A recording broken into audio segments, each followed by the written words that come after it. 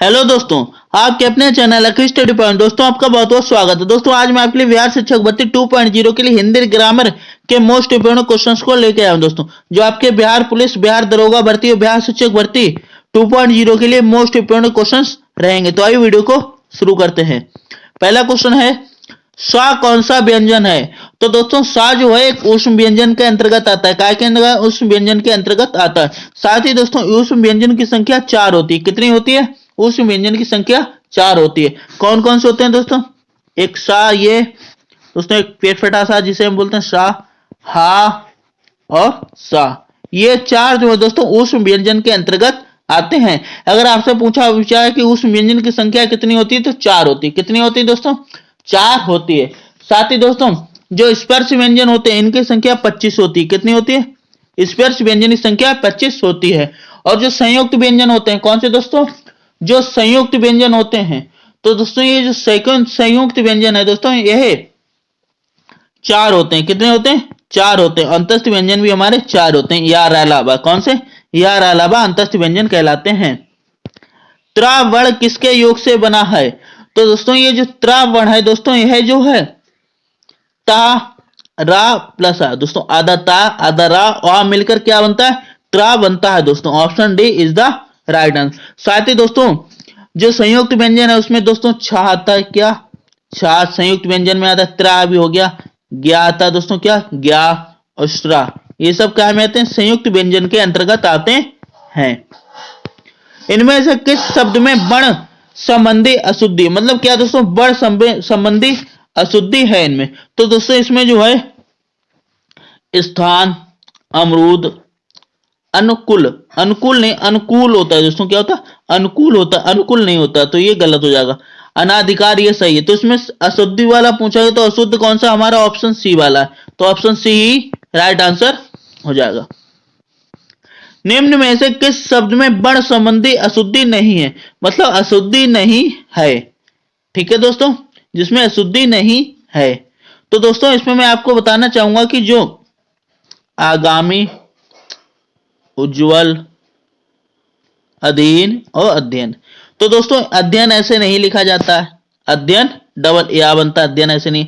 अधीन ऐसे नहीं लिखा जाता। ठीक है, सॉरी दोस्तों, अधीन बिल्कुल सही है। उज्ज्वल ऐसे नहीं, उ आधा जा वाला उज्ज्वल ऐसे लिखा। आगामी ये भी गलत है। तो दोस्तों सिर्फ सी वाला सही है। अशुद्धि नहीं वाला पूछा गया तो सी वाला अशुद्ध नहीं है। ठीक है। निम्न में से किस शब्द में लिंग प्रत्यय संबंधी अशुद्धियां हैं? मतलब लिंग प्रत्यय संबंधी अशुद्धियां हैं। तो दोस्तों गायिका बिल्कुल सही है, गाय को गायिका बोलते हैं। नारी जी नहीं, ये गलत है दोस्तों। नारी ऐसे लिखा है। कैसे लिखा है? नारी ऐसे लिखा जाता है। अनाथ, अनाथ, अनाथ गोपी, तो उसमें नहीं वाला पूछा है तो नारी ये वाला हो जाएगा दोस्तों। ठीक है। निम्न में से किस शब्द में समास संबंधी अशुद्धियां, मतलब समास संबंधी अशुद्धियां दोस्तों? एक तारा, एक तारा नहीं होता है दोस्तों, बिल्कुल। इकलौता बिल्कुल सही, निर्दोष बिल्कुल सही, आत्मपुरुष, तो इसमें अशुद्धियां वाला पूछा गया तो एक तारा पहला ही वाला ही हो जाएगा। Option A is the right answer. निम्न में से किस शब्द में हलंत संबंधी अशुद्धियां नहीं है? मतलब हलंत संबंधी अशुद्धियां नहीं है दोस्तों। हलंत कैसा होता है? ये जो अक्षर के नीचे लगा होता है ऐसे करके उसे क्या बोलते हैं? हलंत बोलते हैं। तो दोस्तों संबंधी अशुद्धियां नहीं वाला, तो भविष्यत ये गलत लिखा है दोस्तों। सचित ये गलत लिखा है। श्रीमान गलत लिखा है, श्रीमान में से। बुद्धिमान ये बिल्कुल सही है। तो ऑप्शन डी वाला हमारा राइट आंसर हो जाएगा। इनमें से किस शब्द में चंद्रबुंदी संबंधी अशुद्धियां हैं? मतलब चंद्रबुंदी संबंधी अशुद्धियां हैं। तो चांद बिल्कुल सही लिखा है, दांत बिल्कुल सही लिखा है, आंगन सही लिखा है, लेकिन पहुंच गलत लिखा है दोस्तों। ऑप्शन सी पहुंच कैसे? पाहु, अच्छा ये सही है दोस्तों। ठीक है, तो अशुद्धियां पूछा गया तो सी वाला हो जाएगा दोस्तों। Option C is the right answer. निम्न में से इनमें से अल्प विराम कौन सा है? मतलब अल्प विराम कौन सा है दोस्तों? एक अल्प विराम, तो एक दोस्तों पूर्ण विराम ये होता है। अल्प क्या होता है दोस्तों? ये वाला अल्प विराम बोलते हैं। तो दोस्तों इसमें अल्प विराम कौन सा लगा? जिसे हम इनवर्टेड कॉमा बोलते हैं। क्या बोलते हैं इंग्लिश में? इनवर्टेड कॉमा बोलते हैं। तो अल्प विराम कौन सा दोस्तों? अल्प विराम हमारा सिर्फ सी में लगा हुआ। किस में लगा? वह रोज आता है इन कॉमा इनवर्टेड। ठीक है, तो ये हो जाएगा दोस्तों अल्प विराम। निम्न में से योजक चिन्ह कौन सा है? योजक चिन्ह दोस्तों, क्या योजक चिन्ह। योजक चिन्ह क्या होता है दोस्तों? दो शब्दों जैसे दिन, ये डैश लगा और रात, ठीक है, तो ये योजक चिन्ह होता है। ये क्या होता है दोस्तों? योजक चिन्ह कहलाता है। तो ऑप्शन बी वाला जो है राइट आंसर हो जाएगा। संज्ञा के कितने भेद होते हैं? दोस्तों संज्ञा के जो है 5 भेद होते हैं। कितने भेद होते हैं? ऑप्शन ए 5 भेद होते हैं। निम्न में से कौन सा संज्ञा के भेद हैं? तो संज्ञा के भेद कौन से हैं? तो उसमें भाववाचक, व्यक्तिवाचक, जातिवाचक, समूहवाचक, द्रव्यवाचक, ये सब क्या है? संज्ञा के भेद है। तो ऑप्शन डी इनमें से सभी वाला हो जाएगा। इनमें से भाववाचक संख्या कौन सा? मतलब भाव, कौन सी संज्ञा में भाव व्यक्त होता है? दोस्तों भाव मतलब क्या? श्याम ये नाम है, घर एक नाम है, सभा ये समूहवाचक, लंबाई क्या है? एक भाववाचक में आएगा दोस्तों, ठीक है। Option D right answer. इनमें से कौन सी जातिवाचक संज्ञा से भाववाचक संज्ञा बनाया गया है? मतलब जातिवाचक संज्ञा से भाववाचक संज्ञा बनाया गया है। तो दोस्तों जैसे सजावट, अपनापन, बूढ़ा, बुढ़ापा। दोस्तों बूढ़ा क्या है? एक जाति है, ठीक है, वो कहते ना बूढ़े व्यक्ति, तो बूढ़े में सब एक जाति, लेकिन अगर पा लग गया तो ये भाव बन गया, बुढ़ापा। तो ऑप्शन सी वाला जो है राइट आंसर हो जाएगा। इनमें से कौन सा शब्द समूहवाचक संज्ञा है? मतलब कौन सा शब्द समूहवाचक संज्ञा है? तो दोस्तों मिठास ये नहीं है। सभा, हाँ बिल्कुल यही हो जाएगा दोस्तों, सभा। ऑप्शन बी सभा क्या है? एक समूहवाचक। सभा क्या दोस्तों? समूह का होता ना, तो ये समूहवाचक संज्ञा के अंतर्गत आएगा। इनमें से लिंग के भेद कौन से हैं? लिंग के भेद कौन से हैं दोस्तों? तो लिंग के भेद दोस्तों स्त्रीलिंग ये लिंग के भेद है, पुल्लिंग ये स्त्रीलिंग के भेद, नपुंसकलिंग ये लिंग के भेद। तो इनमें से सभी वाला हो जाएगा। ऑप्शन डी वाला जो हमारा राइट आंसर हो जाएगा। इनमें से कौन सा शब्द पुल्लिंग है? मतलब कौन सा शब्द पुल्लिंग है? अदालत या गिलास, इनमें से हमें बताना है कौन सा शब्द पुल्लिंग है, ठीक है। तो इसमें दोस्तों अदालत, अदालत दोस्तों स्त्रीलिंग में आता है, ठीक है। लेकिन गिलास, गिलास भरा हुआ, क्या दोस्तों? पानी से भरा हुआ, ठीक है। तो ये क्या पुल्लिंग के अंतर्गत जाए। जैसे अदालत में सुनवाई, ई सुनवाई, तो दोस्तों ये स्त्रीलिंग की ओर इंगित करता है, ठीक है। तो गिलास हमारा क्या पुल्लिंग के अंतर्गत आया, तो ऑप्शन बी वाला ही राइट आंसर होगा। पेंसिल शब्द जेंडर है, मतलब पेंसिल शब्द जो है किस जेंडर के अंतर्गत आता है? तो पेंसिल क्या दोस्तों? स्त्रीलिंग में आता है, क्योंकि पेंसिल से पेंसिल हम जो हमारा एक स्त्रीलिंग के अंतर्गत आता है। इनमें से कौन सा शब्द स्त्रीलिंग है? इनमें से कौन सा शब्द स्त्रीलिंग है दोस्तों? एक घड़ा, एक खाट, ठीक है दोस्तों। तो दोस्तों इसमें जो है घड़ा, घड़ा में पानी भरा जाता है, क्या जाता है? पानी भरा जाता है। ऐसा नहीं कि पानी भरी जाती हो, ठीक है। तो ये हमेशा क्या में जाएगा? पुल्लिंग में जाएगा। और यहाँ पे जब हमें दोस्तों एक पुल्लिंग मिल गया तो दूसरा ऑटोमेटिक आपका क्या हो जाएगा? स्त्रीलिंग हो जाएगा, ठीक है। ऑप्शन बी जो है राइट आंसर हो जाएगा। इनमें से कौन से शब्द कर्म कारक है? कौन सा शब्द जो है कर्म कारक के अंतर्गत आएगा? तो दोस्तों मैंने हरि को बुलाया, तो ये दोस्तों पहले ही हो जाएगा। मैंने हरि को बुलाया, तो ये इसमें कर्म कारक के अंतर्गत आएगा, ठीक है। बाकी पेड़ से फल गिरा, जी नहीं। लड़का पेड़ से गिरा, मोहन को रुपए देता, जी नहीं। इसमें कोई नहीं, ऑप्शन ए वाला ही हमारा राइट आंसर। सर्वनाम के कितने भेद होते हैं? तो दोस्तों सर्वनाम के 11 भेद होते हैं। कितने होते हैं? 11 होते हैं। ऑप्शन ए वाला जो है राइट आंसर। धातु के कितने भेद होते हैं? तो दोस्तों धातु के 2 भेद होते हैं। कितने होते हैं? 2 भेद होते हैं सिर्फ। Option A is the right answer. Shyam सोता है कौन सी क्रिया है?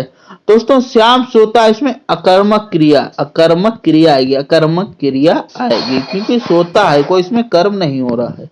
सोता है, हंसता है, रोता, ये सब अकर्मक के अंतर्गत आते हैं। अर्थ के अनुसार संयुक्त क्रिया के कितने भेद होते हैं? तो अर्थ के आधार पर संयुक्त क्रिया के 99 भेद होते हैं। Option B is the right answer. इनमें से कौन से शब्द कालवाचक अव्यय है? मतलब कालवाचक अव्यय है कौन सा शब्द? दोस्तों सोहन उधर गया, जी नहीं। अब से ऐसी बात नहीं, तो अब से यानी इसमें अब से ऐसी बात नहीं होगी, तो यही दोस्तों कालवाचक अव्यय के अंतर्गत आ जाएगा। Option B is the right answer. प्रयोग के अनुसार क्रिया विशेषण के कितने भेद होते हैं? दोस्तों प्रयोग के अनुसार जो क्रिया विशेषण के भेद होते हैं दोस्तों वह 3 होते हैं। कितने होते हैं? 3 होते हैं। ऑप्शन सी जो है राइट आंसर हमारा हो जाए। इनमें से कौन सा शब्द तत्सम से हिंदी बनाया गया है? मतलब तत्सम से क्या बनाया गया? हिंदी बनाया गया है। तो घोटक दोस्तों तत्समी शब्द है। सूची ये तत्सम, गोमल ये आम, ये दोस्तों तद्भव शब्द है। कैसा? आम्र होता तत्सम क्या होता है? आम्र होता है।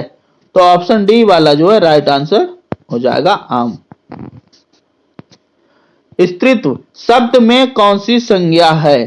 तो दोस्तों स्त्रीत्व में जो है एक भाववाचक संज्ञा आएगी। क्या आएगी? भाववाचक संज्ञा के अंतर्गत यह आएगा। Option B right answer. इनमें से कौन सा शब्द देशज है? मतलब कौन सा शब्द देशज है? कीमत की चिड़िया। इनमें से हमें बताना है कि कौन सा शब्द देशज है। तो कीमत जी नहीं, कीमत दोस्तों देशज शब्द हमारा नहीं है। ठीक है। चिड़िया एक हमारा देशज शब्द है। कैसा? देशज।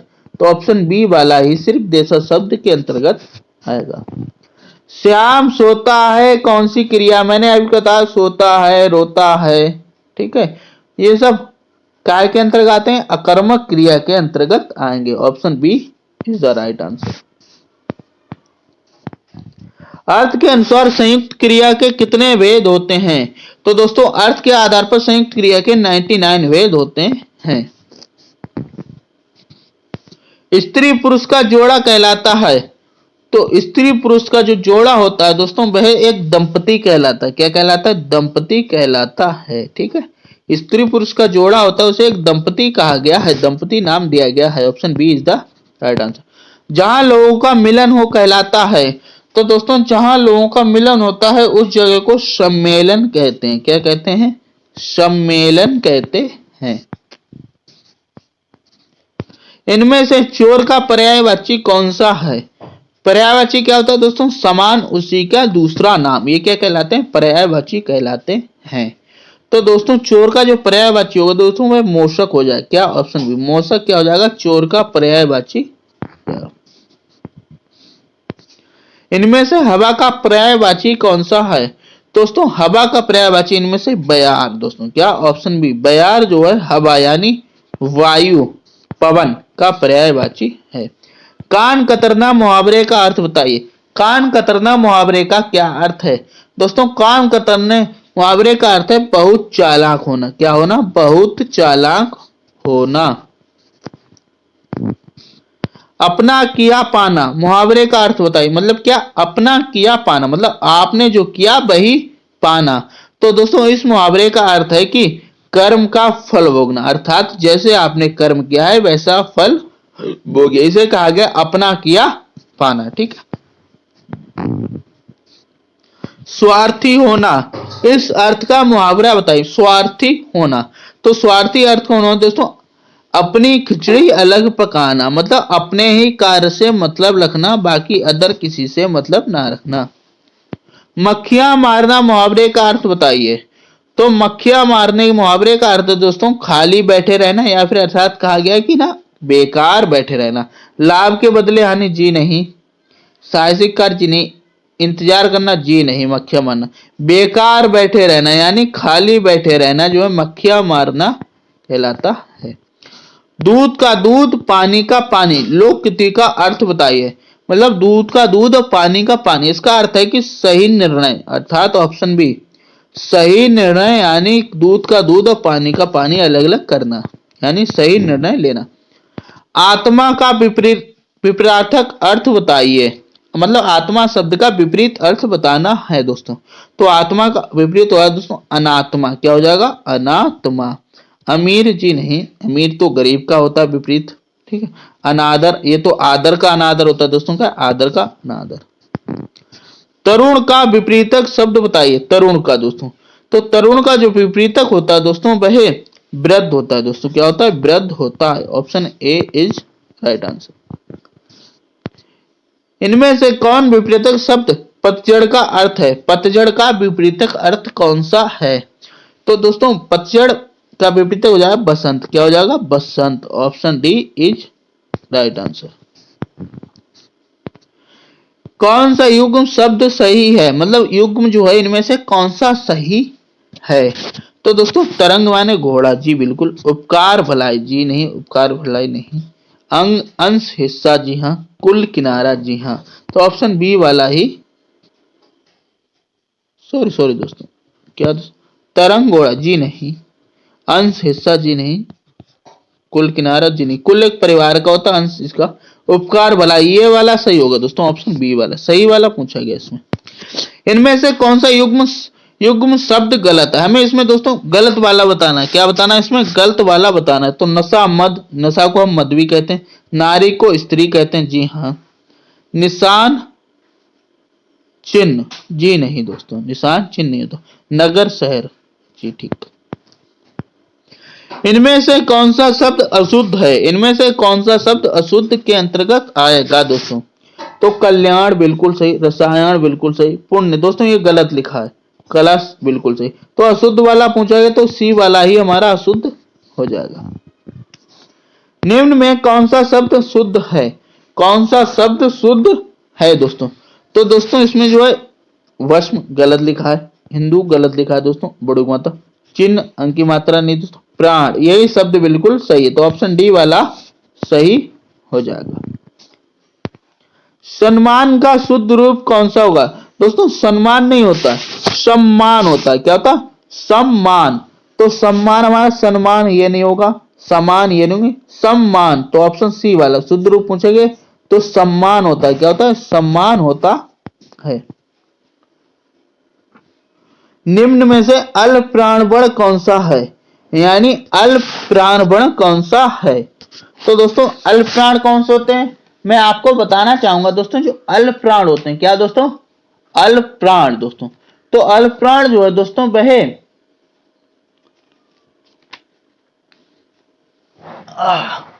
एक अल्प प्राण होता है, एक महाप्राण होता है। क्या होता है?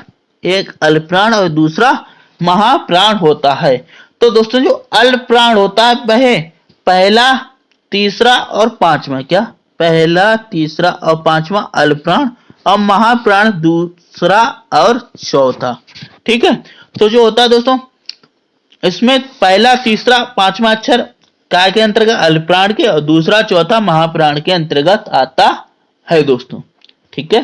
साथ ही दोस्तों जो यार अलावा होते हैं चार अंतस्थ वे जो है अल्प प्राण के अंतर्गत आते हैं। काय के अंतर्गत आते हैं?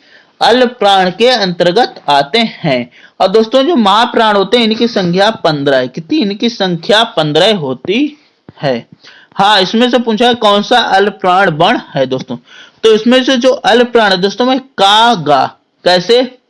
पहला, तीसरा और पांचवा। ठीक है। तो का, ठीक है, फिर खा गा, ठीक है। तो का गा पहला और तीसरे अंतर आते हैं, तो ये क्या में जाएगा? अल्प प्राण के अंतर्गत जाएंगे। तुम, तुमने, तुम लोगों, यह वाक्य किस वचन से है?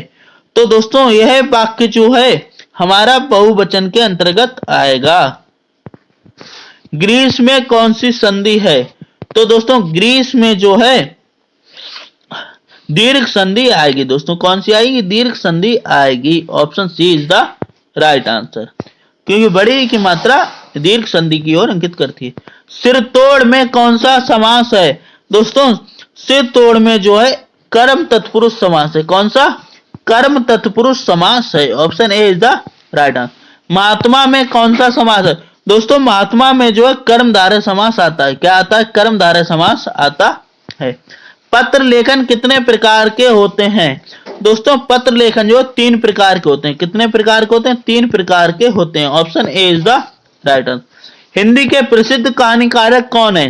दोस्तों हिंदी के प्रसिद्ध कहानीकारक प्रेमचंद। कौन? मुंशी प्रेमचंद जो है हिंदी के प्रसिद्ध कहानीकारक हैं। तितली उपन्यास के लेखक कौन है? तितली उपन्यास के लेखक जयशंकर प्रसाद है। कौन? जयशंकर प्रसाद तितली उपन्यास के लेखक हैं। इनमें से कौन सा अलंकार के भेद हैं? तो इसमें से जो है शब्द अलंकार के भेद हैं। Option C is the right answer. अर्थ अलंकार के कितने भेद होते हैं? अर्थ अलंकार के 12 भेद होते हैं। कितने? ऑप्शन सी 12 भेद होते हैं। इनमें से रस के कौन सा वेद है? इनमें से जो रस का वेद है दोस्तों में करुण, ऑप्शन ए करुण जो है राइट आंसर हो जाएगा। अर्थ के अनेकार्थ शब्द क्या हैं? तो अर्थ के अनेकार्थ शब्द जो है दोस्तों वह कारण, मतलब और धन है। Option B is the right answer. Thanks for watching video. Like करें, चैनल को सब्सक्राइब करें। Thank you.